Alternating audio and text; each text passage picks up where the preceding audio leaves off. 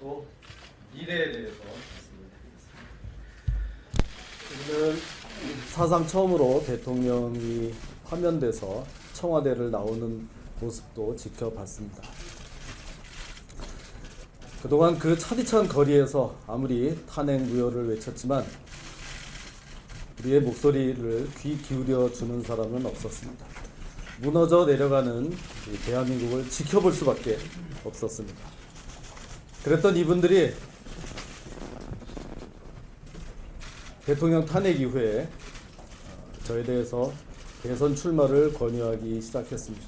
어제는 제 지역구 사무실에서 출마 촉구 시위가 있었습니다. 얼마 전까지 매주 촛불 집회가 열렸던 바로 그곳이었습니다. 물론 저는 충분히 준비할 시간이 없었습니다. 그동안은 진실을 위한 투쟁을 하는 것이 더 급하다고 생각했기 때문이었습니다. 결정을 앞두고 어제 부모님이 계신 대전 현충원회를 다녀왔습니다. 국가 유공자셨던 제 아버지의 영전 앞에서 주먹을 꽉 쥐었습니다. 어떻게 여기까지 온 나라인데 이대로 말 수는 없다, 이런 생각이 들었습니다. 저는 재선 의원입니다. 생전 처음 이런 전국 단위 선거에 나오는 겁니다. 두려움도 많습니다. 잘못하면 정치적으로 죽을 수도 있습니다. 벼랑 끝에 서 있는 심정입니다. 하지만 이 애국 시민들이 내미는 손을 뿌리칠 수가 없었습니다. 저만 살겠다고 뿌리칠 수가 없었습니다. 훌륭하신 우리 당의 선배님들에 비해 능력도 경험도 부족합니다. 하지만 진실에 대한 열망, 자유를 위한 투지만큼은 그 누구보다도 뒤지지 않는다고 생각합니다. 제가 우리 당의 대선 후보가 되면 다음에 세 가지를 꼭 지켜내겠습니다. 첫째, 대통령 탄핵으로 인한 상처를 어루만져 드리겠습니다. 대통령을 끝까지 지키겠습니다. 역사에서 진실을 밝히겠습니다. 그 누구도 더 이상 억울한 일을 당하지 않는 공정한 사회를 만들겠습니다. 저는 처음부터 태극기 시민들과 그 눈물과 좌절을 함께했던 사람입니다. 온몸을 던져 특검 연장을 막아냈던 사람입니다.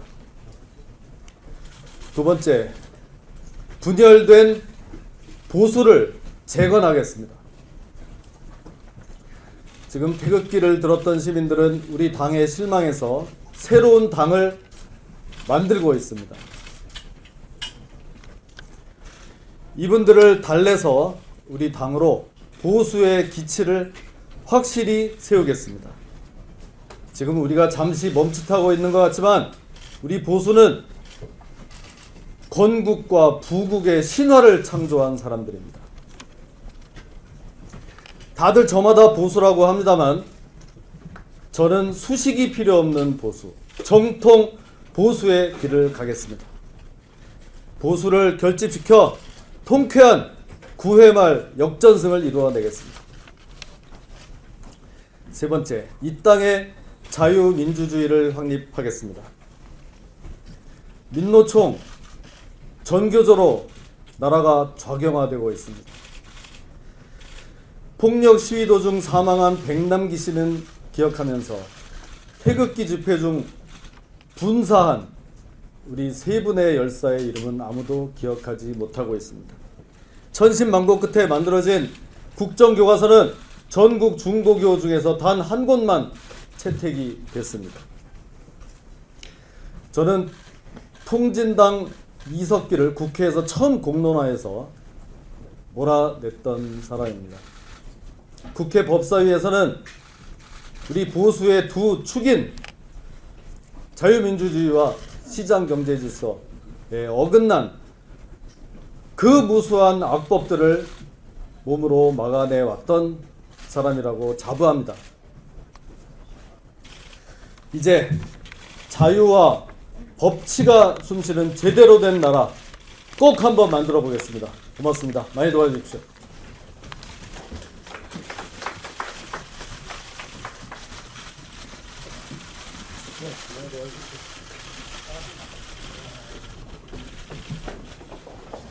다 드렸는데요. 뭐. 네. 출마하시게 되신 계기에 대해서 한 말씀 부탁드릴게요. 예, 대통령 탄핵입니다.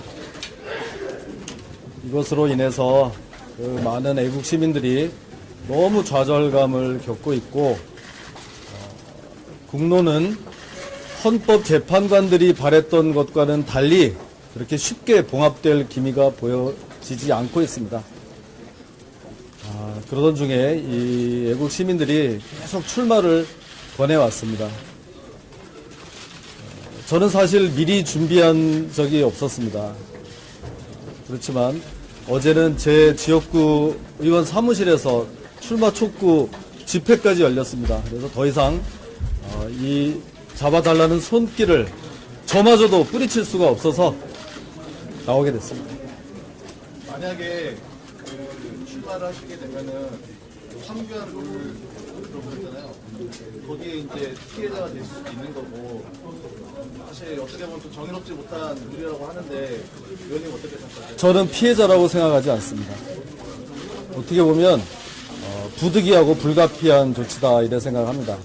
지금 권한대행께서 국정을 수습해야 될 막중할 의무가 있는데 이거를 당장 며칠 내에 다 던져버리고 나오라고 강요할 수는 없다고 생각합니다. 그래서 조금이라도 말미를 드리고 그분이 또 어떻게 판단하든지 저는 충분히 존중할 생각입니다.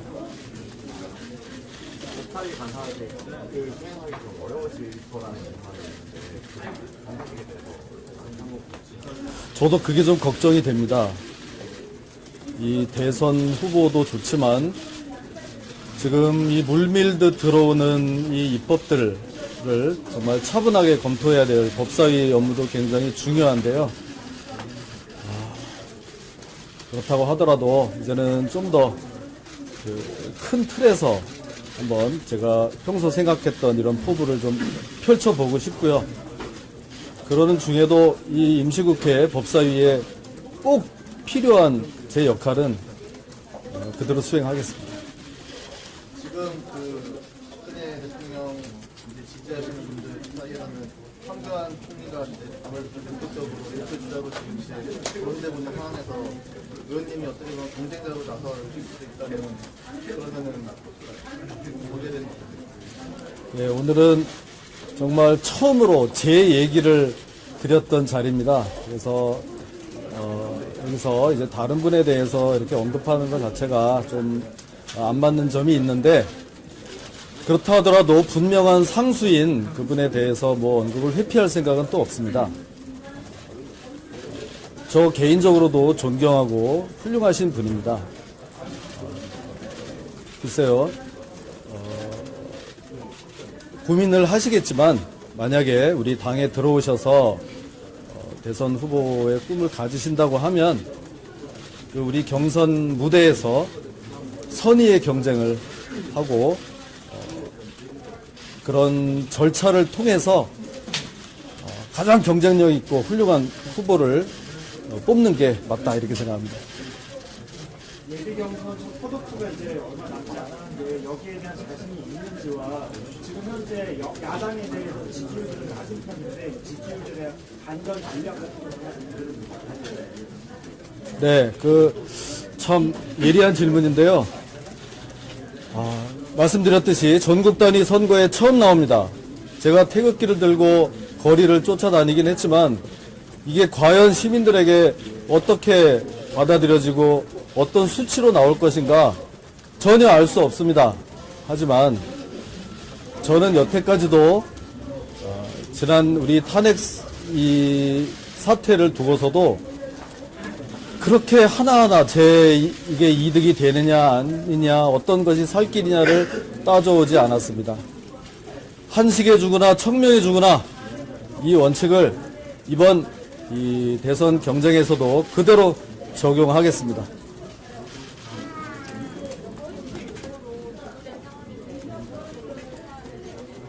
선거법. 이번 일을 통하면서 저에 대한 여러 공격이 정말 많이 들어왔는데 그 중에 하나는 또 이제 선거법 재판까지 받아야 하는 문제가 있습니다. 그래서 또 조만간 또 제가 넘어야 할 통과 의례다 이렇게 생각을 하고요. 우리 대통령께서 이번에 받은 재판에 비하면 몇 천분의 1도 되지 않는 뭐 고난이라고 할 것도 없다, 저는 이렇게 생각합니다. 다만 그 선거 재판은 그거대로 충실히 받아서 꼭 무죄를 받아 누명을 벗도록 그렇게 하겠습니다. 현재 심판 받으셔서 여러 가지 비판을 많이 하셨는데요. 헌재 관련 공약이나 이런 구상하실 점 있을까요? 네, 좀 기대해 보십시오. 지금 여러 가지 좋은 공약을 지금 생각을 하고 있습니다. 그렇지만 헌재 제도 이렇게 운영되는 것은 정말 좀 문제가 있다는 생각을 분명히 하고요. 아니, 법에 분명히 나와 있는 7인 이상은 심리만 하도록 돼 있는데 무조건 결정까지도 할 수 있다고 우기는 거는, 이거는 도대체 어떻게 해야 됩니까? 법을 만들어 놔도 지키지 않는 것이기 때문에 이거에 대해서는 정말 좀 심층적인 다각도의 좀 검토가 필요하다고 생각합니다. 삼성동계라는 대파를 새로 창조했다는 지금 나오는데 이해될 수 저 처음 들어보는데요. 이제는 개파를 이제 따지다가 이제 그런 개파까지 새로 생긴 모양인데, 제가 그 말씀은 분명히 드리겠습니다.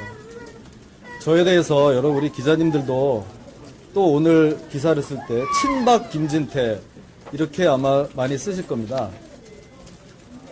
저 뭐 그거 그냥 인정하겠습니다. 그런데 여러분들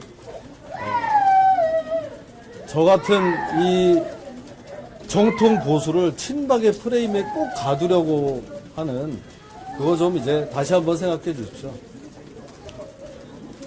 저는 대통령을 끌어안고 여기까지 왔고 또 그것이 대선 출마하는 직접적인 이유까지 됐던 사람입니다. 그거를 부인하겠다는 것은 아닙니다만,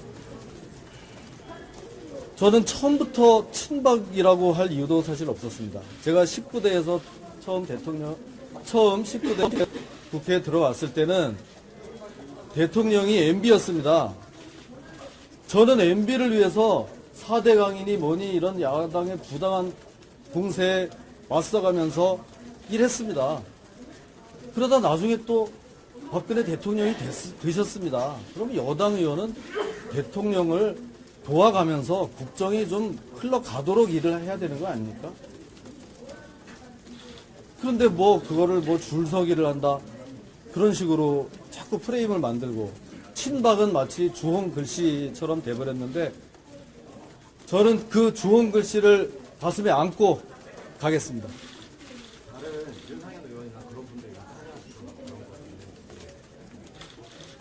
오늘 고맙게도 또 우리 조원진, 박대출 의원님 또 여기까지 이렇게 나와 주셨고요. 제가 별도로 우리 다른 의원님들께는 이렇게 부탁 말씀을 안 드렸습니다. 정말 이번 탄핵 또 지금 이 기울어져 가고 있는 나라를 생각한다면 좀 뜻을 같이 하시는 분들이 많을 것으로 기대합니다. 오늘 의원님께서 처음 말씀하실 때도 급하게 나왔다 이렇게 이제 하셨는데, 그러면은 뭐 사실상 박근혜 대통령 탄핵에 반대하는 의미에서 이제 나한거로 해석이 되는 거고, 별다른 뭐 일자리, 뭐 통일, 뭐 국가년 개선 이런 각종 이제 키워드에 대해서는 따로 생각하신 게 있으십니까? 그거는요, 갑자기 나오게 됐다는 거는 그겁니다. 저는 지난 3월 10일까지는 사실 탄핵이 이렇게 인용될 줄은 생각하지 못했습니다. 당연히 이 땅에 정의가 있다면 탄핵이 기각될 것으로 생각을 했었습니다. 그렇기 때문에 요 며칠 갑자기 이렇게 된 것이 정말 급작스러울 수밖에 없었다는 말씀을 드리는 거고요. 여러 가지 그런 평소에 뭐 생각하는 국정에 관한 그런 것들이 그럼 있었겠느냐 하는 것인데, 그래도 제가 뭐 경험은 짧지만 지금 의정활동 5년째입니다. 국회 법사위에서 모든 국회를 통과하는 모든 법들을 마지막 심사하는 그래도 그 수문장 역할을 했었습니다.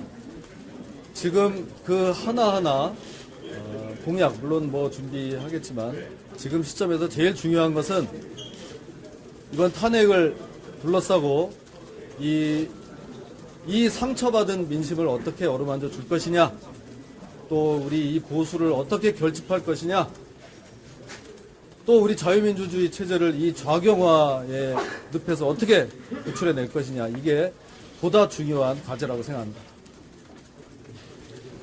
분열된 보수를 제거한다고 하셨는데 혹시 뭐 반인파라든지 뭐 이런 것도 뭐를 보수를 제거한다고 이게 하셨는데 그럼 통합 같은 경우도 좀 염두에 두시고 하다는지. 일단은 우리 당 자체가 단결하는 게 제일 중요하겠고요. 그동안 얼마나 많은 우여곡절이 있었습니까? 이제는 좀 한마음 한뜻으로 우리 당이 그 경쟁을 해서 당의 후보로 뽑힌 분을 중심으로 이제는 당이 똘똘 뭉쳐야 되겠고, 그 중에 제가 1차적으로 염두에 둔 거는 지금 태극기 시민들이 이미 만들었고 더 만들어 나가고 있는 또 다른 당이 있습니다. 이분들도 잘 어루만져서 좀 우리 이 자유한국당을 중심으로 다시 우리가 좀 이렇게 결집할 수 있도록 그런 역할을 좀 하겠습니다. 그 당이 새누리당. 맞습니다. 자, 이제 이 정도 할까요? 네. 후보 등록 언제 하세요? 예, 지금부터 서류를 준비해서 빠른 시일 내에 뭐 가급적 오늘 뭐 하도록 하겠습니다.